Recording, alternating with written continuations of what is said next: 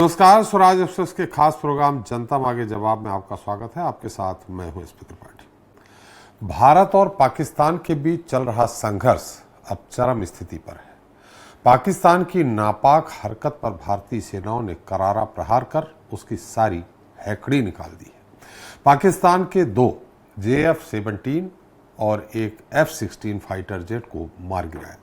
भारत के एक्शन से लाहौर से लेकर इस्लामाबाद तक हड़कंप मचा हुआ है। पाकिस्तान ने जम्मू कश्मीर, पंजाब, राजस्थान और गुजरात में हमले किए, लेकिन पाकिस्तान के सभी हमलों को भारत के डिफेंस सिस्टम ने हवा में ही मार दिया और फिर भारत के ड्रोन हमलों ने पाकिस्तान में खलबली मचा दी। कराची और रावलपिंडी समेत कई जगहों पर हमले हुए हैं। इन हमलों के बाद भी पाकिस्तान भारत को लगातार चेतावनी दे रहा है।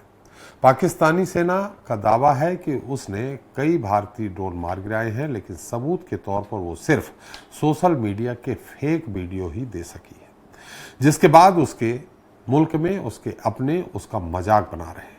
लेकिन इन सब के इतर देश की सीमाओं पर हालात गंभीर है। हाई अलर्ट के बीच दोनों देशों में सीधी जंग के हालात बन रहे हैं और इन हालात के बीच एक चर्चा बहुत आम हो गई है। कहा जा रहा है कि होने वाली जंग पाकिस्तान की अब तक की सबसे बड़ी भूल होगी। दरअसल इस दावे के पीछे पाकिस्तान के ग्रह नक्षत्र हैं जो उसकी बर्बादी की ओर इशारा कर रहे हैं। आज हम इसी ग्रह नक्षत्र पर चर्चा करेंगे अपने खास पैनल से। आज का मुद्दा है जंग, ज्योतिष और जमहूरियत।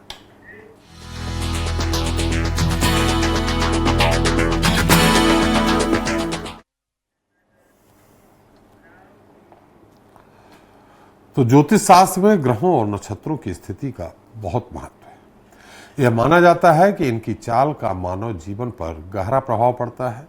ग्रहों की स्थिति व्यक्ति के स्वभाव, भाग्य और जीवन के अलग अलग पहलुओं को प्रभावित भी करती है। ज्योतिष शास्त्र में ग्रहों और नक्षत्रों की स्थिति के आधार पर ही भविष्य की घटनाओं का अनुमान लगाया जाता है। ऐसे ही एक अनुमान इन दिनों भारत के एक पड़ोसी मुल्क के लिए भी लगाया जा रहा है। दावा किया जा रहा है कि पड़ोसी पाकिस्तान अपनी दुर्दशा के उस दौर में पहुंचने वाला है जहां रोने के लिए उसे मजदूर भी नहीं मिलेंगे। पाकिस्तान की ग्रह दशा पर पहले देख लेते हैं एक रिपोर्ट। दुनिया के कई देशों में भूकंप, आग, तूफान और युद्ध चल रहे हैं। हमास, इजराइल और रूस यूक्रेन में युद्ध जारी है।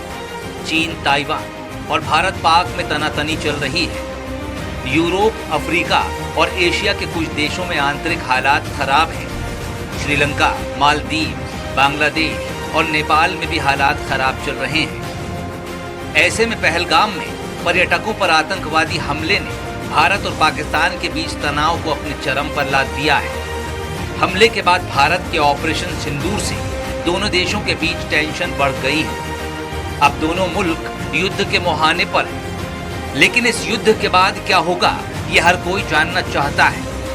वैसे तो भारतीय सेना पाकिस्तान के हर नापाक मंसूबे का मुंहतोड़ जवाब देने के लिए तैयार है, जिसके बाद पाकिस्तान की तबाही तय है और इस बात की पुष्टि पाकिस्तान के ग्रह नक्षत्र भी कर रहे हैं। इतिहास में पाकिस्तान का जन्म 14 अगस्त 1947 के दिन सुबह 9 बजे कराची में हुआ था।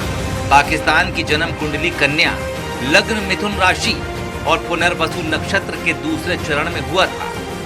वर्तमान में पाकिस्तान के ऊपर सूर्य की महादशा चल रही है।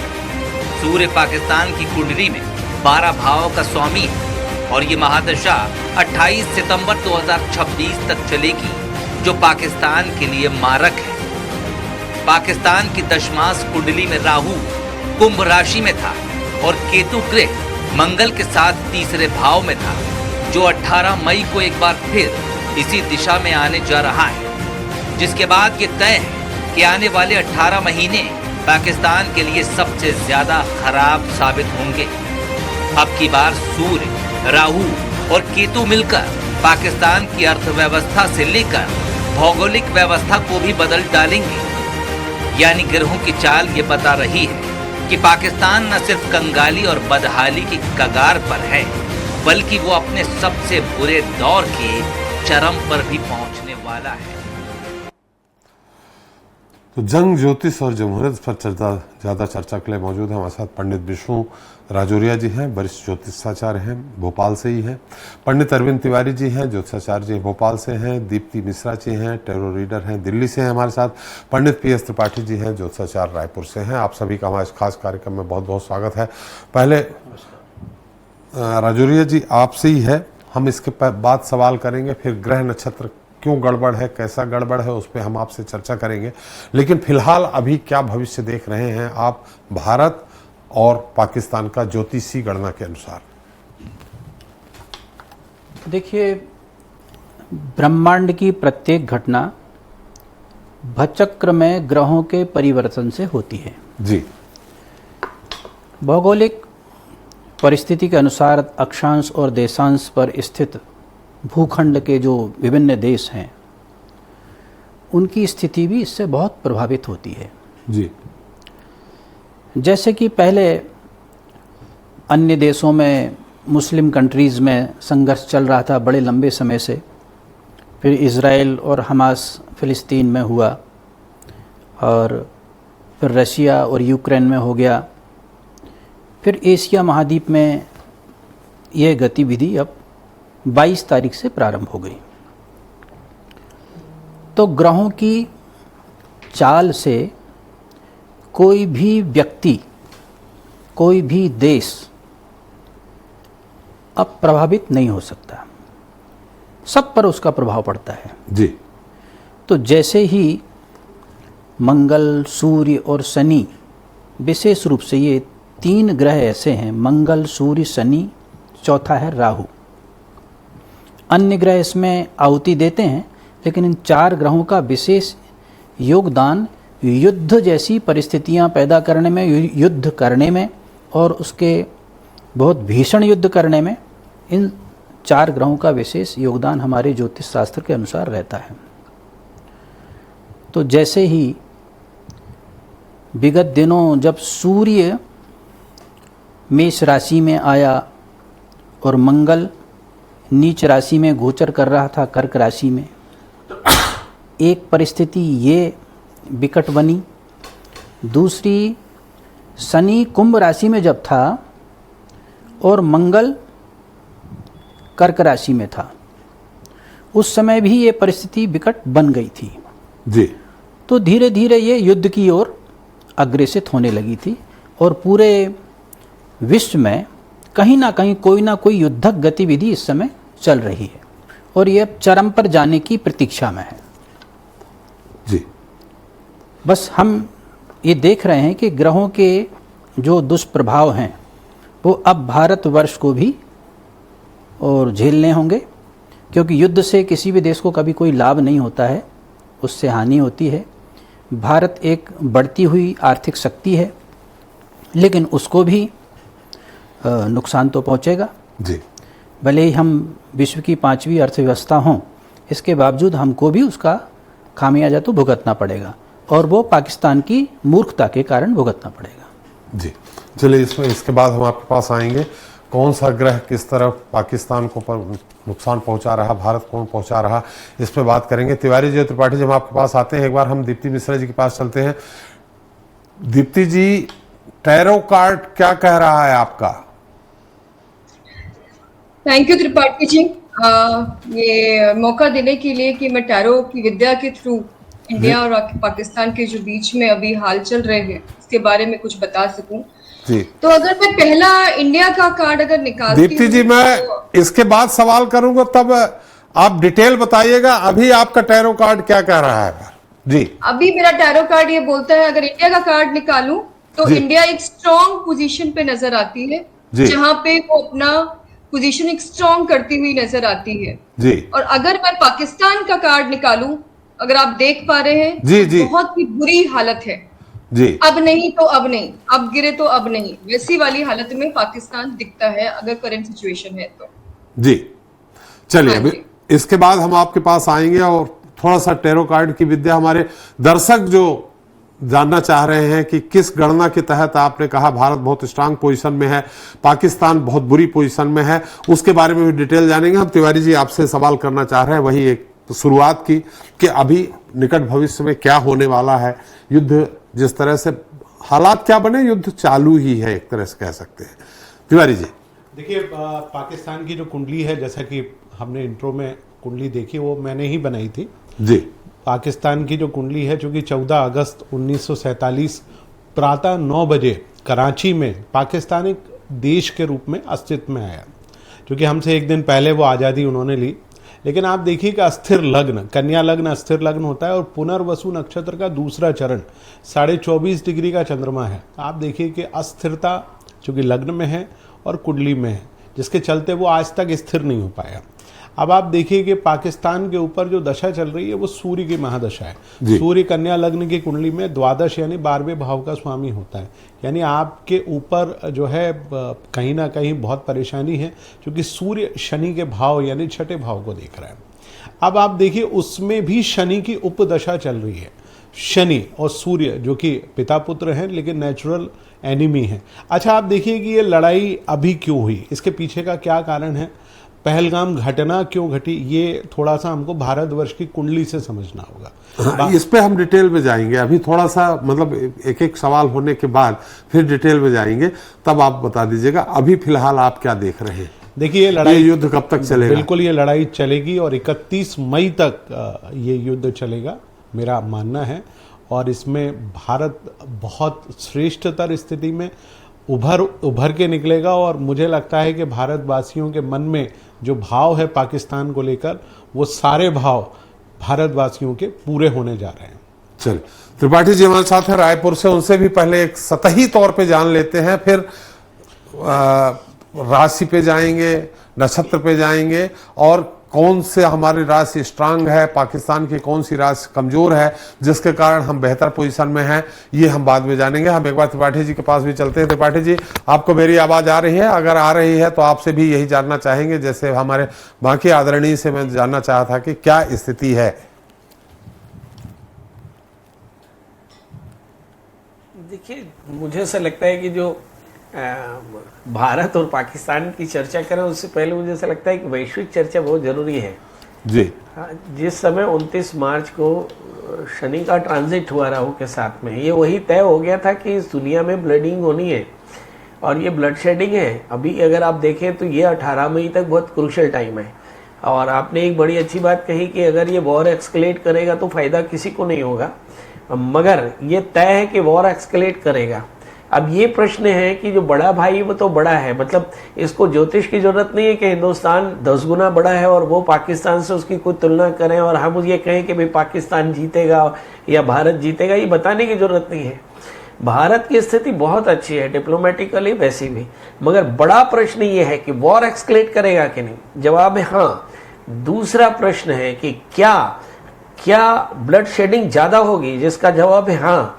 एक तीसरा प्रश्न है कि क्या पाकिस्तान को इसका बहुत बुरा परिणाम मिलेगा, इसका जवाब है हाँ। जी, चलिए हम आपके पास आते हैं। राजौरिया जी आपके पास जानेंगे, लेकिन एक बार थोड़ा सा लेडीज फर्स्ट का मामला होता है। आज हमारे साथ दीप्ति जी अकेले हैं, हमारे साथ 3 बड़े धुरंधर ज्योतिषाचार्य हैं। टैरो कार्ड की स्थिति से अब बताइए दीप्ति जी, क्यों भारत स्ट्रांग है, क्यों पाकिस्तान कमजोर है? देखिए, 2 चीजें हैं इसमें। भारत इसलिए स्ट्रांग है क्योंकि मेरी विद्या कहती है, टैरो बोलता है व्हील ऑफ फॉर्च्यून का कार्ड। ये कार्ड ये बोलता है कि अचानक आपके लाभ हो जाना, गुड न्यूज आना। जी हाँ, प्रॉब्लम है, मैं ज्योतिष जी से बिल्कुल सहमत हूँ कि दिक्कत है। थोड़ा कार्ड ऊपर तक उठा दीजिए तो सब दर्शक भी देख लेंगे। जी जी, ये आपको दिखता है? हाँ, दिख रहा है। जब हम घुमाते हैं, हमने ऑनलाइन यूज किया है, तो ये गुड न्यूज की कारक होता है। गुड न्यूज में क्या होता है कि लॉन्ग टर्म फ्यूचर आपका सिक्योर्ड बनता है जी। तो जैसे हमारे ज्योतिष जी भी बोल रहे हैं कि हाँ, परेशानी आएगी, प्रॉब्लम आएगी, लेकिन ये आगे अगर हम देखें तो हमारा जीवन सिक्योर्ड दिखाई दे रहा है इसमें जी। तो लॉन्ग टर्म गुड है। अगर मैं ये क्यों सिक्योर्ड दिखाई दे रहा है? वो जी, क्यों सिक्योर्ड दिखाई दे रहा है? क्यों सिक्योर दिखाई दे रहा है? क्योंकि यहाँ पे जो लीडरशिप है, अगर आप यहाँ का लीडरशिप देखेंगे, ये लीडरशिप कार्ड दिखाता है, ये किंग का कार्ड है जी। राजा है जी। राजा यहाँ पे बैठा हुआ है, वो डोमिनेंट पोजीशन पे। मोदी जी जी वो जो ठान चुके हैं वो करके रहेंगे। जी अगर उन्होंने बोला है कि मैं 10 का जवाब 100 से दूंगा, तो वो 10 का जवाब 100 से देंगे, 99 पे नहीं रुकेंगे। जी। तो ये स्ट्रॉन्ग पोजीशन दिखाता है, जहां पे लीडरशिप रूल करती है वहां पे आपकी चीजें ऑटोमेटिकली प्लेस हो जाती है। जी तो यहाँ पे मुझे दिखता है कि भारत की स्थिति अच्छी बनी हुई है।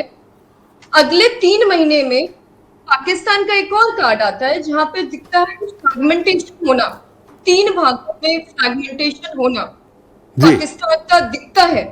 अब वो आगे प्रेडिक्शन में पता पड़ेगा कि वो होता है नहीं होता है, बट टैरो की विद्या से fragmentation of a particular country is quite visible, दिखता है कि वहां पे हिस्से होंगे, छोटे छोटे हिस्से होंगे, दिखती जी। है वहां पे। जी जी अच्छा, थोड़ा सा इसमें हम ये भी जानना चाहेंगे कि आपने भारत को बताया कि हम किंग पोजीशन में हैं और ये सारी चीजें हैं, पाकिस्तान का टेरो कार्ड क्या कहता है, वो डाउन पोजीशन में क्यों है? पाकिस्तान का अगर आप ये वाला कार्ड देखेंगे और अगर आप ये वाला कार्ड देखेंगे, ये कार्ड बताता है, अगर आप इसको भी देखेंगे, टावर का कार्ड बोलते हैं, इसमें लोग गिर रहे हैं, ऊपर से नीचे लोग जा रहे हैं, ये एनर्जी पे काम करती है विद्या। जी अब इसमें जो आपका मिलिट्री के चीफ है आसिफ मुनीर, जी इनको ये समझ ही नहीं आ रहा मैं अटैक कहां पे, जी ये बौखला, इनको ये नहीं समझ आ रहा कि मैं डालूं कहां पे, मैं क्या करूं, कौन सा मिलिट्री कैंप में मैं मिसाइल डालूं। जी तो ये एक अथॉरिटेटिव पोजीशन पे भी रहना चाहते हैं, सिक्योर भी करना चाहते हैं, लेकिन बौखलाए हुए से है। उनके पास होता है ना कि जहां पे आप सब कुछ खो बैठे हैं अपना, जी आपने सम्मान खो दिया, आपने पैसा खो दिया, आपने रिस्पेक्ट खो दी, अब आप कहीं के नहीं रहे। जी। तो वो चीज एक सिचुएशन बनती है जहां पे इंसान को कुछ समझ नहीं आता। It's like you are face saving, जी। एक फेस सेविंग सिनेरियो नजर आता है आसिम मुनीर का। तो जी। ये भी लीडर है, बट एनर्जीज इनकी क्वाइट बैक होल्ड पे है, सेविंग उस पे है, ना कि अटैकिंग उस पे है। जी तो इसीलिए थोड़ा कमजोर नजर आता है Pakistan as compare to India. जी चलिए, अगली बार हम आएंगे तो आपसे जानना चाहेंगे कि आप ये कैसे प्रूव करती हैं कि पाकिस्तान का कार्ड है कि हिंदुस्तान का कार्ड है, ये हम आपके पास आएंगे फिर जानेंगे। राजौरिया जी, अब हम आपसे जानना चाहेंगे ग्रह नक्षत्र के हिसाब से और राशि के हिसाब से भारत क्यों स्ट्रांग है और पाकिस्तान क्यों कमजोर है? देखिए, भारतवर्ष जो है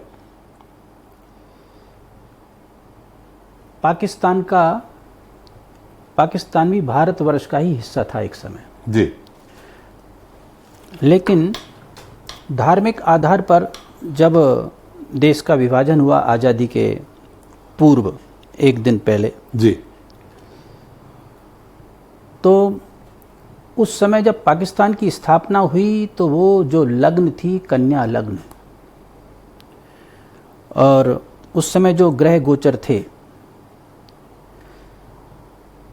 मंगल 10th हाउस में था, सूर्य और शुक्र की युति 11th हाउस में थी, और राहु भाग्य स्थान में था, जी। 9th हाउस में था, पराक्रम में केतु था। तो ये ग्रह की स्थिति ऐसी है जैसे कि बीमार व्यक्ति की होती है। जी। तो पाकिस्तान की स्थिति पहले दिन से ही बीमार व्यक्ति जैसी रही है, कभी वो बीमारी से मुक्त और स्वस्थ नहीं हो सकता। जी। अंततोगत्वा उसको एक ना एक दिन अपने प्राण त्यागने ही पड़ेंगे। वही स्थिति पाकिस्तान की बनी हुई है। भारतवर्ष तो चूंकि बहुत पहले से था, भारतवर्ष की कुंडली अपन अगर आज़ादी से बनाएं तो वो वैसे तो मिथ्या होगी, क्योंकि भारतवर्ष तो बहुत प्राचीन राष्ट्र है और अखंड है, और उसकी सभ्यता सबसे प्राचीन है ब्रह्मांड में, अपने पूरे विश्व में। तो उस अगर 15 अगस्त 1947 को ही हम ले लें, सूर्योदय का समय ले लें उस दिन का, जी। तो सिंह लग्न में नए भारत का अभ्युदय हुआ, स्वतंत्र भारत का। और कन्या लग्न और सिंह लग्न में जमीन आसमान का अंतर होता है।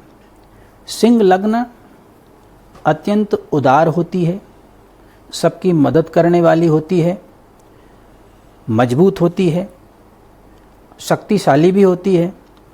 तो हमारा देश धीरे धीरे आगे बढ़ते बढ़ते, क्योंकि हमारे देश ने कभी भी अपने सिद्धांतों से समझौता नहीं किया, कभी आस पड़ोस के किसी भी देश को अतिक्रमण नहीं किया, किसी को सताया भी नहीं, और धीरे धीरे उसकी प्रगति होती रही। तो वर्तमान में हमारा देश विश्व के प्रमुख देशों में सबसे विकासशील देश, यहाँ की अर्थव्यवस्था की जो गति है, गतिशीलता है, वो अन्य देशों से उत्तम दिशा में जा रही है जी। तो भारतवर्ष की प्रगति में तो कोई संदेह नहीं है, लेकिन जो वर्तमान के गोचर के हिसाब से पाकिस्तान की स्थिति, जैसा कि टैरो कार्ड वाली दीप्ति जी ने बताया जी कि पाकिस्तान के लिए इस समय बहुत गहरा संकट है जी। और मैंने आपको कहा ना, वो बीमार, पहले दिन से जो बीमार व्यक्ति, उस तरह का देश है जो बीमार देश है। तो अब उसका ऑपरेशन का समय आ गया है, सर्जरी हो रही है जी। तो हो सकता है उसके कई अंग ज़्यादा खराब हो, काटने पड़ते हैं, जैसे हाथ पांव में गैंग्रीन हो जाए तो काटने पड़ते हैं ना जी। तो उसी स्थिति में पाकिस्तान अब आ गया है।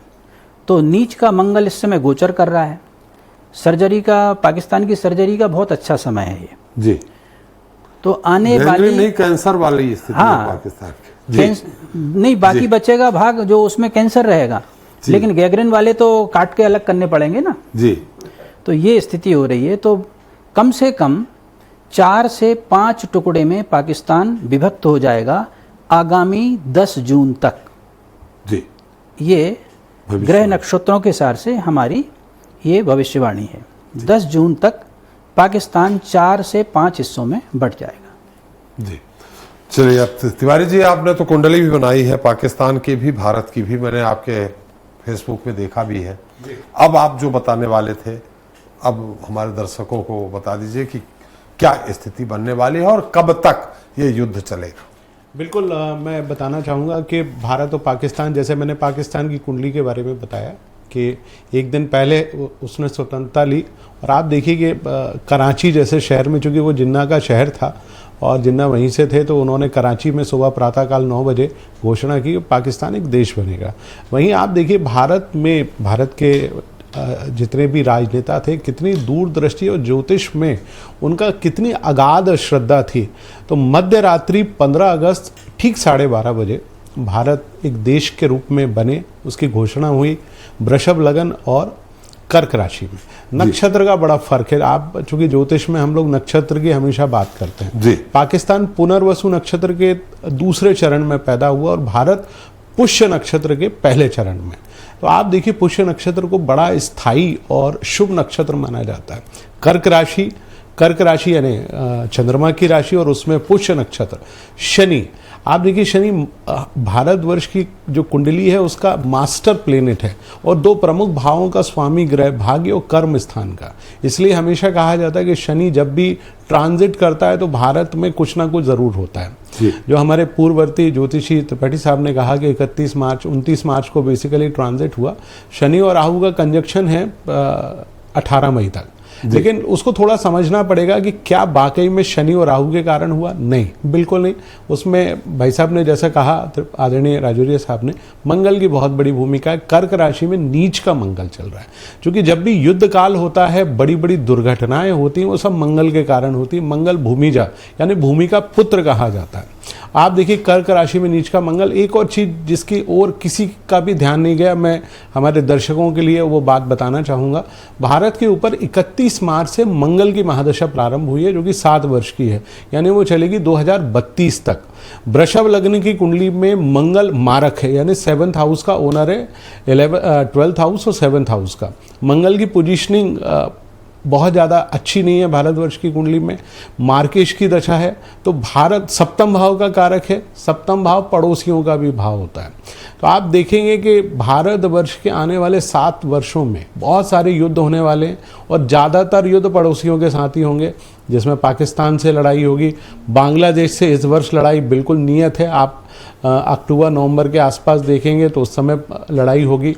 सबसे महत्वपूर्ण चीज़, क्योंकि जुपिटर यानी गुरु, जो कि ग्रहों में सबसे बड़ा ग्रह है, वो अतिचारी हो गया है, और 9 वर्षों तक आप देखिए, जब तक मिथुन राशि में है, और अगले 9 वर्षों तक वो अतिचारी रहेगा। अतिचारी यानी? अतिचारी माने उसने अपनी स्पीड बढ़ा ली है। हर 4 से 5 महीनों में वो अगली राशि में कूद जाएगा। जी।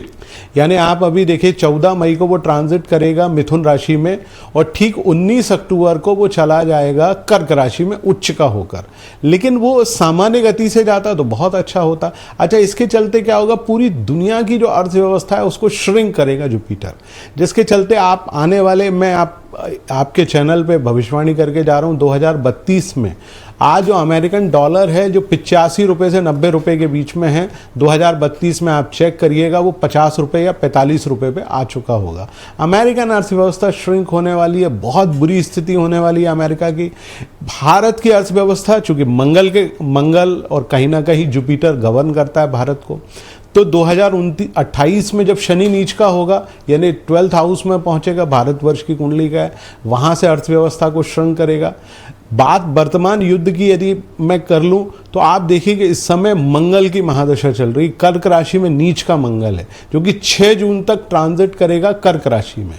तो 31 मई तक भारत और पाकिस्तान के बीच में लड़ाई होगी। हाँ, मैं एक ही भविष्यवाणी करता हूं कि पाकिस्तान ऑक्यूपाइड जो कश्मीर है, जो 28 किलोमीटर का एरिया है, खासतौर से मुजफ्फराबाद और बाकी एरिया, इस पे भारत हो सकता है कि अपना नियंत्रण स्थापित करे।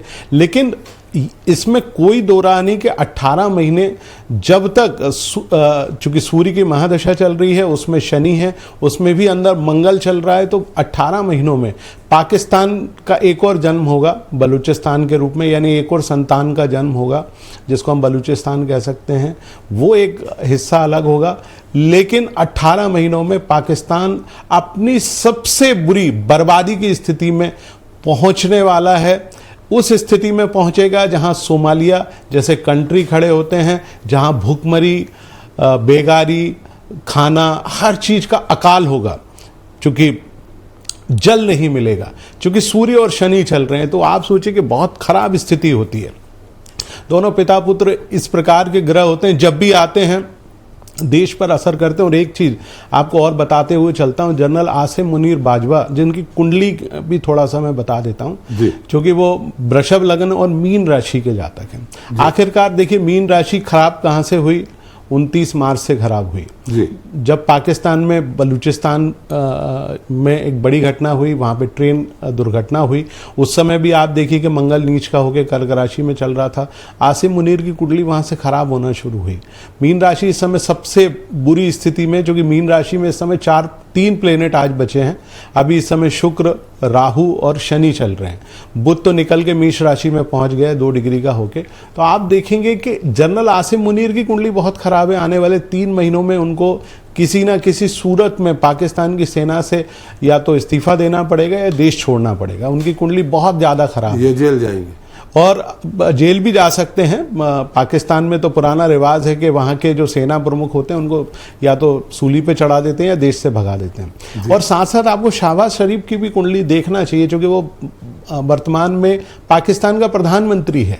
और आप देखिए वो जो है वो मिथुन राशि और मिथुन लग्न और वृश्चिक राशि का जातक है। अच्छा, उसकी लड़ाई किससे हुई? मकर लग्न और वृश्चिक राशि के जातक, यानी हमारे देश के यशस्वी प्रधानमंत्री माननीय नरेंद्र मोदी जी से, जो कि मकर लग्न बड़ा स्ट्रांग लग्न होता है। और आप देखिए कि उनके ऊपर भाग्येश यानी बुध की महादशा चल रही है। और कब तक चलेगी? अभी 10 साल और चलना है। तो आप देखिए माननीय नरेंद्र मोदी जी को वो किसी भी स्वरूप में चुनौती नहीं दे सकता, क्योंकि देश का जो राजा होता है यदि उसकी कुंडली स्ट्रांग है तो देश की कुंडली स्ट्रांग होती है। हम हमेशा कहते हैं कि राजा यदि अच्छा है तो देश अपने श्रेष्ठतर स्थिति की ओर आगे बढ़ेगा। और माननीय नरेंद्र मोदी जी के नेतृत्व में भारतवर्ष न केवल इस युद्ध को जीतेगा, अपितु आप देखिए कि पाकिस्तान ऑक्यूपाइड जो कश्मीर है, जिसको हम बरसों बरस से बहुत सोच रहे थे, और उसको ये हमको बहुत आसानी से तो नहीं मिलेगा, लेकिन एक कठिन लड़ाई के चलते हमको अवश्य प्राप्त होगा। त्रिपाठी साहब, अब हम आपका भी डिटेल जानना चाहेंगे, विस्तृत रूप से आप बता सकते हैं हमारे दर्शकों को कि किस तरह से भारत मजबूत है। आपने 2 चीजें इसके पहले कही थी, ब्लड वाली बात कही थी, खून बहेगा, हाँ बहेगा, भारत जीतेगा, हाँ जीतेगा, और ये लड़ाई होनी ही है, इस पे भी आपने हाँ कहा था। अब वो क्यों, कैसे? मैं माननीय दोनों ही ज्योतिषियों से थोड़ा सा आंशिक रूप से तो इत्तेफाक रखता हूं, पर आंशिक रूप से इत्तेफाक नहीं भी रखता हूं जी। नीच का मंगल लगभग ट्रांजिट में आता है, जी, तो क्या भारत पाकिस्तान का हर साल, हर 1.5 साल में विवाद हुआ? ऐसा राजौरिया जी ने नहीं कहा जैसा नहीं आप ना। खंडन कर रहे हैं। तो नीच का मंगल तो ट्रांजिट में आता ही है। ये कभी नहीं, कहा। तो नीच का मंगल तो ट्रांजिट में आता ही है। केवल नीच के मंगल के कारण नहीं बोला है, नीच का मंगल और कुंभ का शनि। एग्जैक्टली, बस है ना? उतना ही। हाँ, ये उतना ही। यही कहा था कि कुंभ का क्या शनि होता है कि और हम- नीच का मंगल। जी, हाँ, ये जो अब हम किसी सीन को देखते हैं उसमें एक पूरा Overall सीन आपको देखना होता है। Overall देखना। नवग्रह पूरे के पूरे असर करते हैं। ऐसा नहीं, एक ही ग्रह से नहीं हो सकता। और ओवरऑल होता है। हाँ। यदि मैं कह दूं कि नीच का मंगल आपको युद्ध करता है तो फिर नहीं। ये सोचना पड़ेगा कि नीच का मंगल तो हर 1.5 साल में ट्रांजिट में आता है, तो भारत पाकिस्तान के मेरे ख्याल से हर अब साल तक युद्ध 30 युद्ध हो चुके हाँ। हैं। उनमें कुछ और भी एक उसमें अकेले दूसरा मैं हाँ आज नहीं मिली, इत्तेफाक मैसूर में मिलाया गया है। मतलब एक ही ग्रह नहीं, एक उसमें और दूसरा ग्रहों एक का भी दूसरा हो। एक जी, दूसरा जी, एक दूसरे इत्तेफाक की कमी है कि मुझे ऐसा लगता है कि नरेंद्र मोदी जी का जन्म लग्न वृश्चिक है और राशि भी वृश्चिक है। नहीं, आपके पास गलत कुंडली है। आप जो है 17 अब सर सुन ले। इसको कोई विषय मत हाँ, बनाओ। 17 सितंबर को उनका जन्म, उनकी कुंडलियां चलिए, कोई बात नहीं, चलिए। अलग अलग हैं। आपके पास जो नहीं है नहीं आप उससे नहीं, बताएं। अभी हम चर्चा कर रहे थे हाँ, चलिए चलिए, अपना अपना मत हाँ, रखें। चलिए। जी, कि हम चर्चा कर रहे थे वर्तमान युद्ध की। जी। तो मुझे ऐसा लग रहा है कि शनि के साथ में जब जब राहु होता है तब तक ये पिशाच योग बनाता है। 1968 में ये स्थिति आई थी। और जब कभी भी शनि से आक्रांत राहु होगा, राहु से आक्रांत शनि होगा, तो इस तरह की विपत्तियां आ सकती जी। हैं। भारत और पाकिस्तान का नैसर्गिक वैमनस्य क्यों है, एक बड़ा प्रश्न है। भारत की राशि कर्क है और पाकिस्तान की राशि मिथुन है। ये हमेशा द्विद्वादश बनाते हैं, इसलिए इनके साथ में सामान्य बैर रहेगा। जी। एक तीसरी बात बड़ी अच्छी कही आपने कि जो ये शनि राहु का ट्रांजिट खड़ग्रही योग बना, पूरी दुनिया में ब्लड शेडिंग हुई, ये हिंदुस्तान में भी उसका असर आया। एक तीसरी बात जो मुझे से लगता है कि ये समय जो पाकिस्तान की जो स्थिति है वो सबसे ज्यादा वीक है। एक प्रश्न आता है कि जो हमारे जो राजा हैं, जो हमारे प्रधानमंत्री हैं, जो हमारे ब्यूरोक्रेट हैं, या जो हमारी सेना है, उसने बिल्कुल सही समय पे पाकिस्तान से युद्ध करने का समय चुना। ये बिल्कुल सही समय है जब वे पाकिस्तान के आतंकवाद पर लगाम लगा सकते थे। ये बिल्कुल सही समय है और ये समय का चयन उनका बहुत सही है। नहीं, क्योंकि समय मुझे क्यों लगता सही है है? कि पाकिस्तान क्यों का सही है? रिटेलिएशन त्रिपाठी जी, समय क्यों सही है? हाँ, ये बात बहुत बढ़िया कही। समय इसलिए सही है क्योंकि मिथुन राशि से अगर हम ग्रहों की स्थितियां देखें तो शनि राहु के साथ में दशम स्थान में है। जी, माननीय तिवारी जी आ जाओ, पंडित जी ने, तिवारी जी ने भी कहा कि वहां का जो राजा है जी। वह बहुत ज्यादा भ्रमित है। और जी। ऐसी स्थिति में जहां उनकी आर्थिक स्थिति बहुत परेशान है, इसलिए ये सही समय है कि जब भारत की सेना ने उस पर अपना रिटेलिएशन दिया। जी नहीं, आप बोलिए बोलिए त्रिपाठी जी।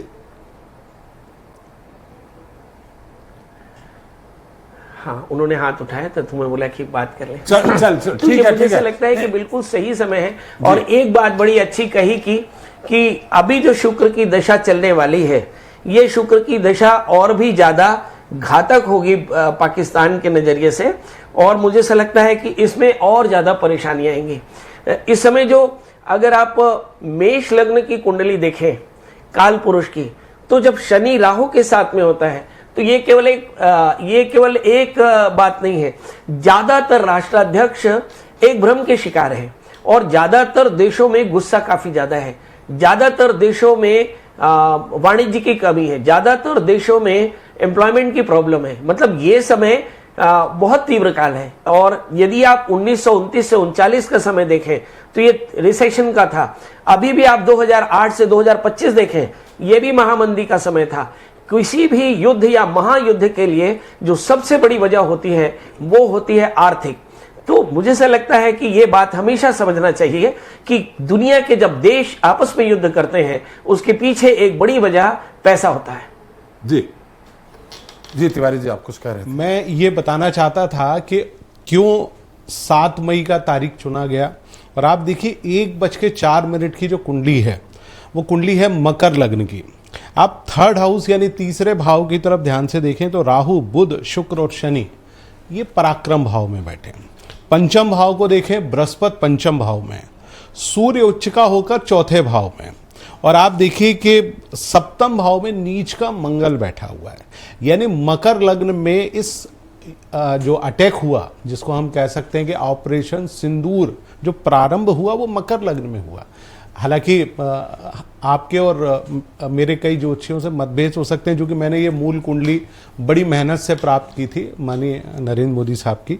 और आप देखिए मकर लग्न में कई बार बहुत सारी चीज़ें, चूँकि उनकी राशि वृश्चिक है, ये सभी जानते हैं अलग अलग उसके हिसाब से।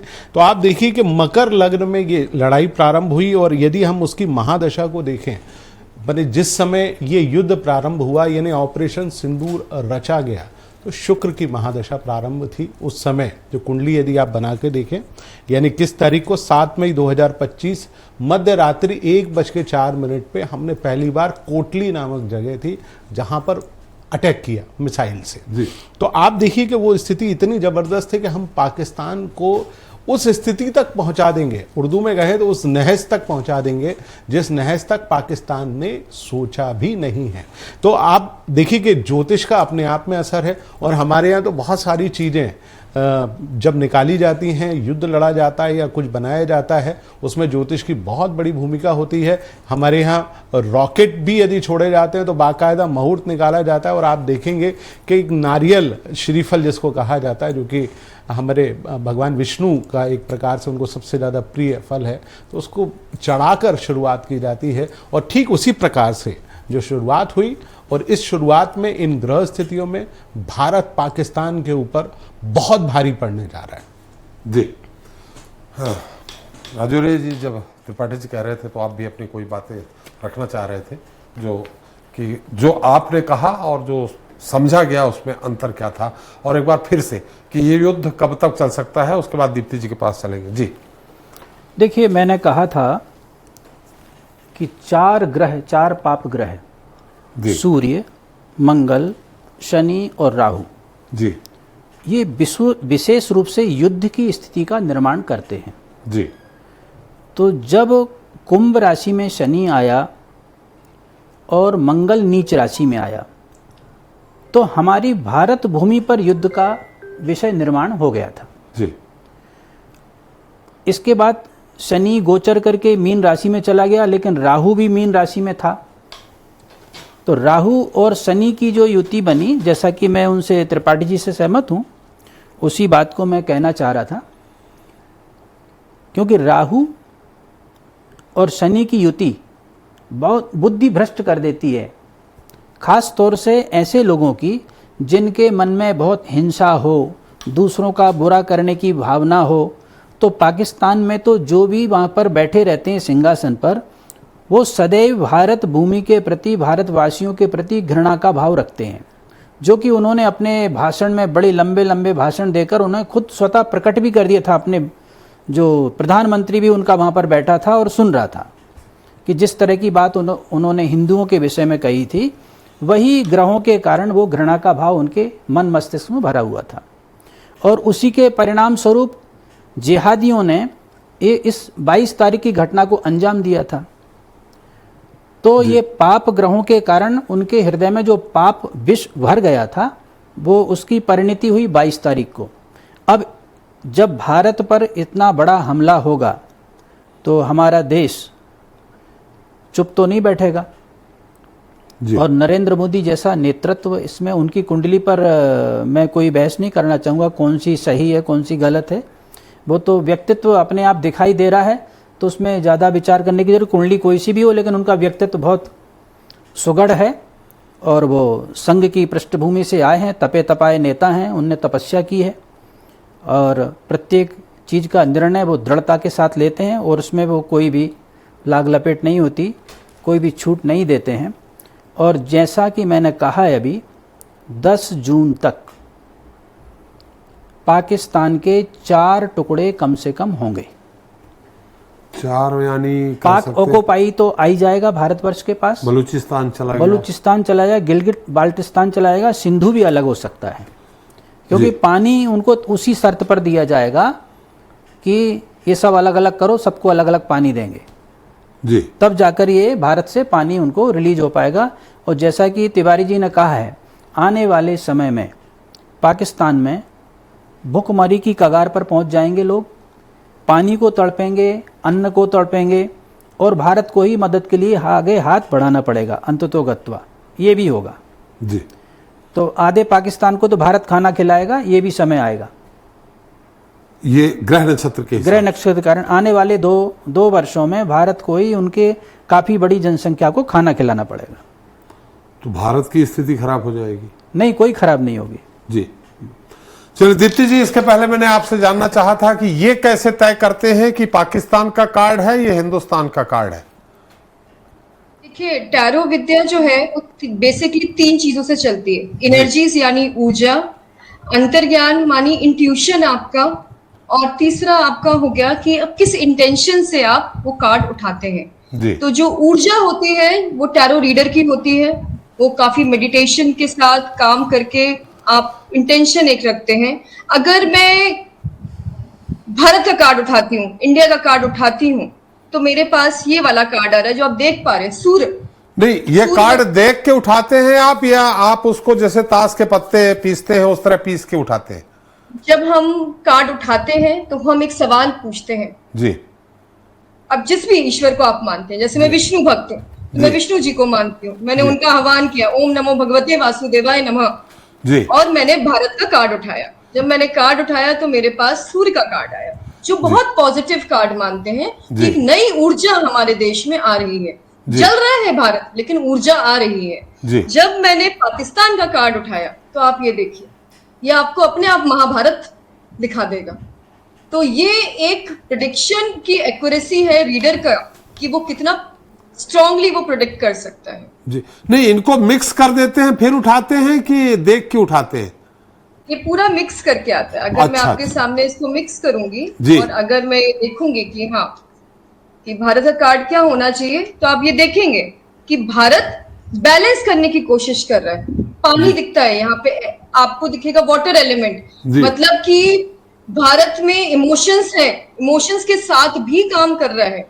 जी। अगर हमारे मोदी जी हैं या लीडरशिप है, तो एक इमोशन बहुत बड़ा फैक्टर है हमारे डिसीजन मेकिंग में, तो ये बहुत स्ट्रांग दिखाता है। जी अगर मैं इसको करती हूँ यहाँ पे, अगर मैंने पाकिस्तान का उठाया था, आप जब बात कर रहे थे उसके पहले, तो आप ये देख पा रहे हैं कि ये दिखाता है कि होल्ड है, मतलब डेट है, लाइबिलिटीज है।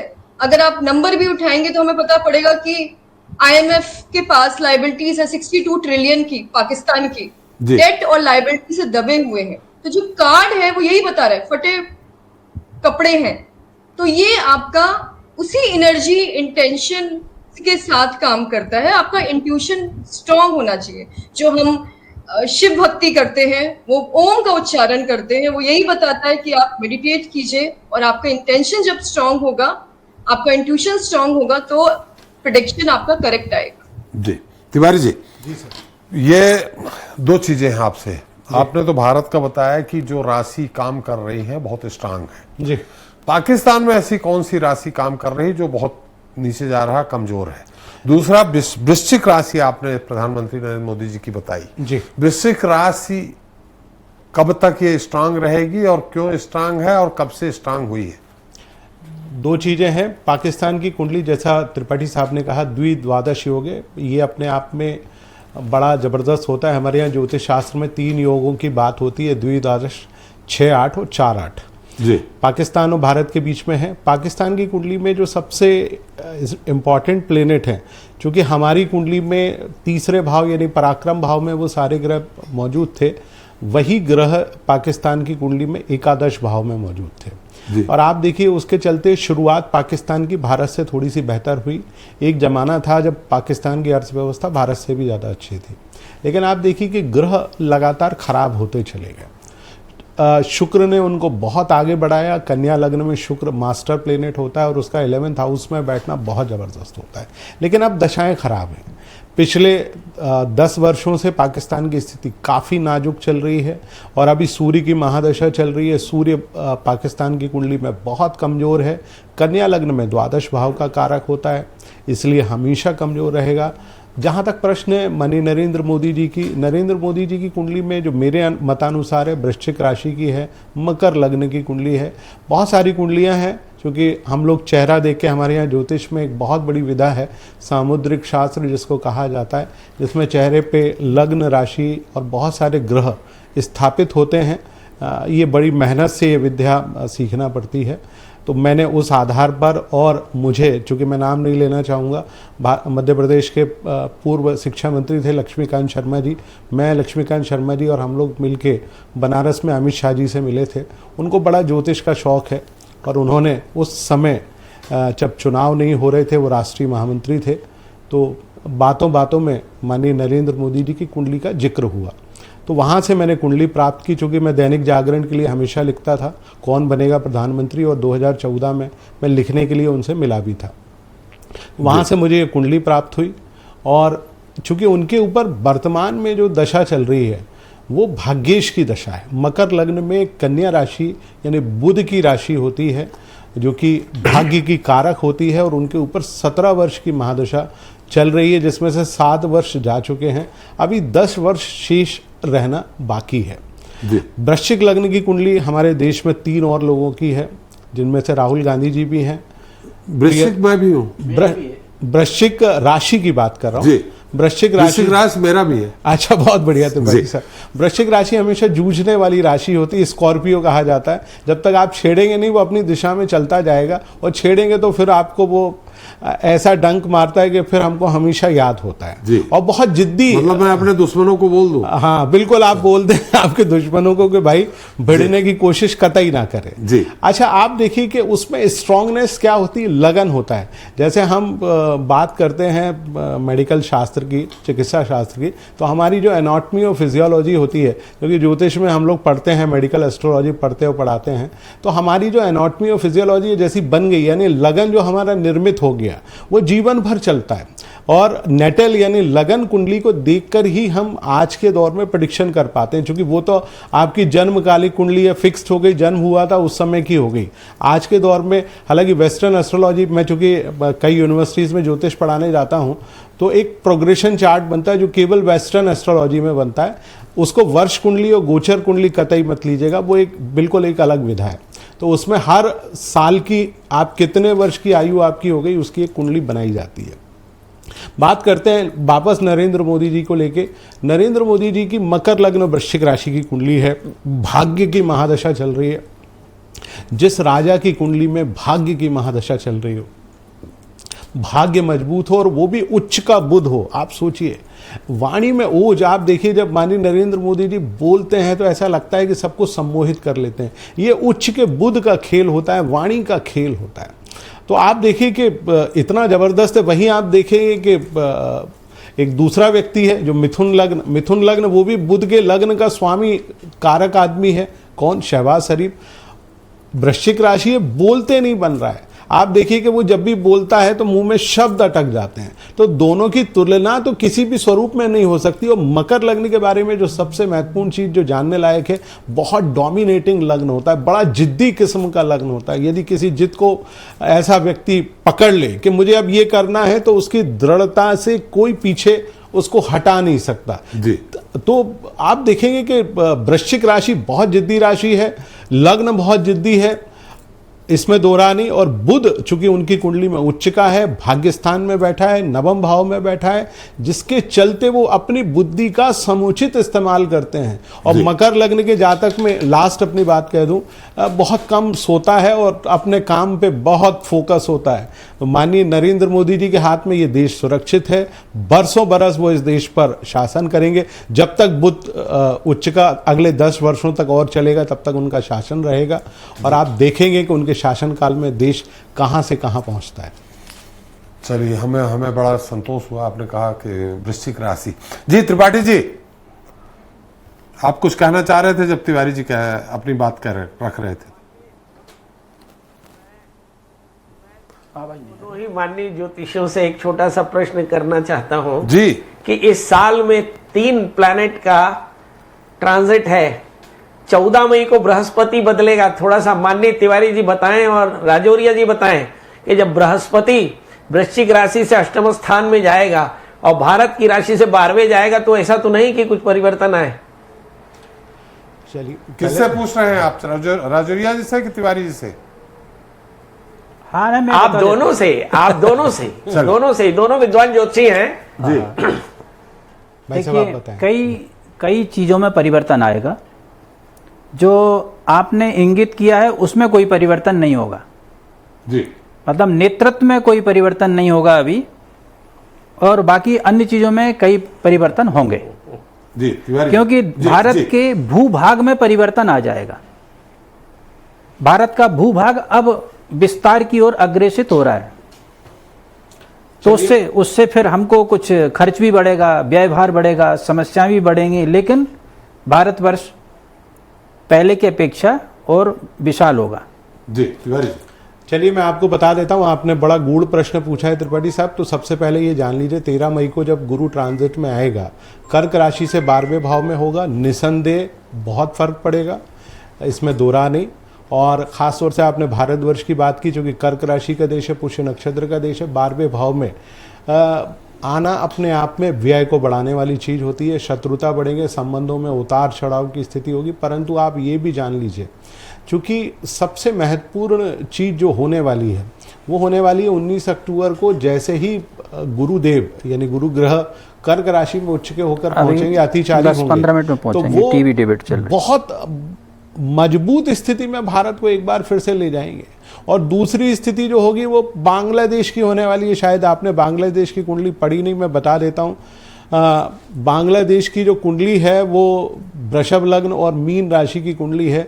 आने वाले सालों में बांग्लादेश, बल्कि आपको इसी साल देखने को मिलेगा कि चटगांव का जो क्षेत्र है, जो लैंडलॉक कंट्री है भारत, वो एक बार पुनः वहाँ से जुड़ेगा और बहुत अच्छी तरीके से जुड़ेगा। भारत, चूँकि आप देखिए राहु की महादशा 2032 में शुरू होने वाली है, तो 2032 में जब राहु शुरू होगा 18 वर्षों के लिए, तो भारत का गोल्डन एरा होगा।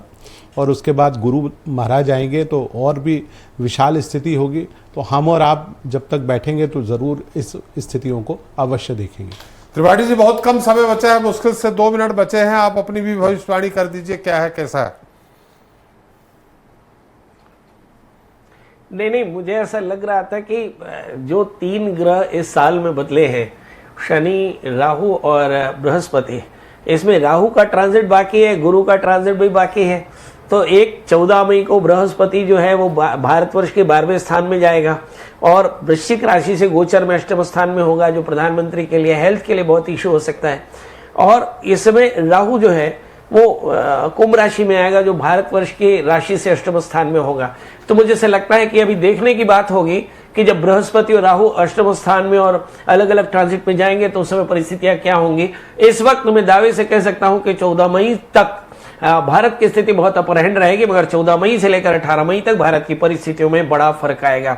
एक और भी बात एकदम विद्वान ज्योतिषियों को समझना चाहिए कि वॉर कभी किसी के पक्ष में डिजाइन नहीं होता। आपको यूक्रेन के वॉर से ये सीख ले लेनी चाहिए। जी चलिए, बिल्कुल सही कहा। हमें आप लोगों ने समय दिया, बहुत बहुत धन्यवाद। राजौरिया साहब आपका, तिवारी जी आपका, दीप्ति जी आपका और त्रिपाठी जी आपका, हमें चर्चा में शरीक होने के लिए। हमारे दर्शकों को अपने ज्ञान से उनका जो भी विषय है उसको बताने के लिए बहुत बहुत धन्यवाद आप सभी का, हमारे साथ चर्चा में शरीक होने के लिए। नमस्कार दर्शकों। तो आज हमने चर्चा की पाकिस्तान के बिगड़ते ग्रह नक्षत्र की। चर्चा में हमारे साथ बैठे सभी ज्योतिषाचार्य इस बात को लेकर एकमत नजर आए कि पाकिस्तान के तमाम ग्रह नक्षत्र मिलकर ये इशारा कर रहे हैं कि देश की दिशा और दशा उसके मंसूबों के अनुकूल नहीं है। 18 मई तक शनि और राहु का योग पाकिस्तान में भीषण युद्ध की परिस्थिति बना रहा। ज्योतिष की माने तो पाकिस्तान के साथ आने वाले दिनों में और भी बहुत कुछ बुरा होने वाला है। यहाँ तक कि पाकिस्तान के टुकड़ों में बंटने के भी योग बन रहे हैं। वहीं दूसरी तरफ भारत की कुंडली में जो योग चल रहे हैं उसके मुताबिक भारत की ख्याति और ज़्यादा बढ़ेगी। भारत के लिए ग्रहों की स्थिति बेहद अनुकूल और सकारात्मक है। मई के महीने में 3 बड़े ग्रह अपनी अपनी चाल बदलेंगे।